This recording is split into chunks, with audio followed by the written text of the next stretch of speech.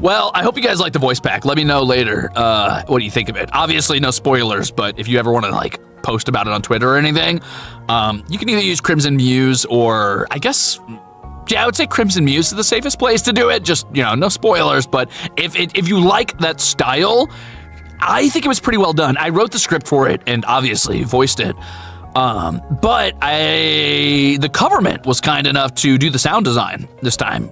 And that's usually one of my least favorite parts. It takes a long time with a lot of research. And I'm not gonna lie, they fucking went insane with it. I was like, fuck, dude, I wish I could just hire this person to do the sound design for all my voice packs because they are wild with it. Very exciting, very exciting, very excited about it. Is the government interested in doing episodic voice packs? I think if the talent pushed hard enough. Okay, so, well, how do I say this?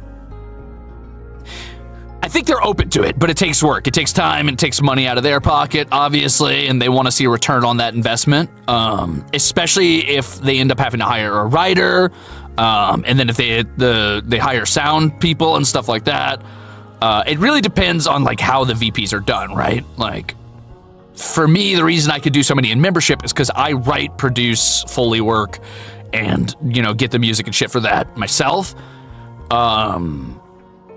So, like, the government has nothing to do with that at all. This latest one was doable because I wrote the script for it, and then the government just had a sound designer. I don't know if they hired one or it was internal or what, but they did that. So it really kind of depends, I think, on budget, what the talent's willing to do, whether or not they have an event that it's supposed to drop for or something. I don't think it's impossible if there was a strong enough push for it that they would do episodic voice content. But I know me personally, for example, I don't typically like, I feel like I get mischaracterized a lot if I don't write my own voice packs. So I tend to want some control over that because unfortunately there's just some miscommunication at times with people, and some people are always going to write me as the big, stupid, loud meathead, which is fair. I get it at first glance, but that's not who I am, so. And it takes coordination, true.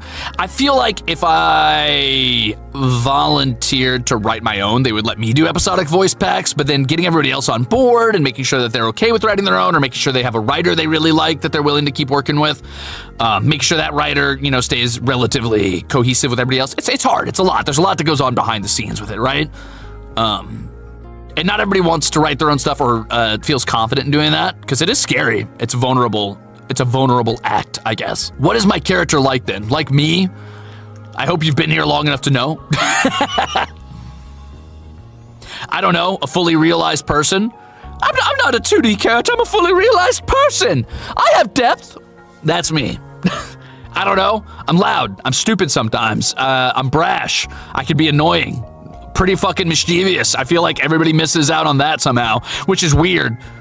I feel like all my key art's always like flexing or grinning at the camera. I'm like, hey brother, let me just trip one guy. I just want to trip one guy. I have layers like an onion. I have layers. I've got multitudes. Yeah, that's what it is. I'm Shrek. Yeah, I'm Shrek. You actually got it. You guys don't know this, but my main reference for this background was Shrek's head. No, I'm just kidding. That's not true. That's not true. That's not true. I'm just fucking around.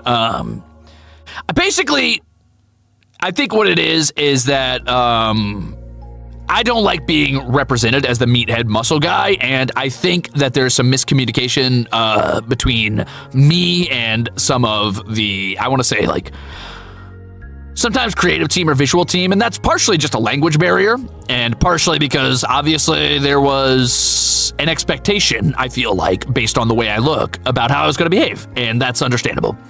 But I think I lean a little bit more toward, I don't know, whoever I am.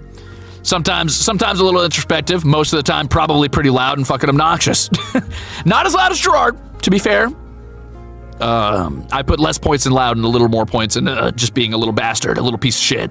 I am not a tsundere. They didn't know they were dealing with a big nerd. Yeah, when they went and got me, they were like, hey, you want to join our boy band? I was like, I guess so. And they're like, finally, a fucking himbo. I'm like,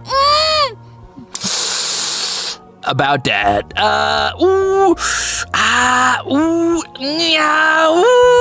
Sorry. I'm sorry. I'm sorry. I hope it gets better. I'm sorry. They wanted a himbo, they got a nerd. Sorry. Sorry. I could always get dumber. I'm on it, brother. Don't you worry. They wanted anime and they got infiltrated by a Homestuck. I'm sorry that happened to you guys. It's the worst poison you could have ingested. I really am just that toxic ingestion cover drink on the wrong day.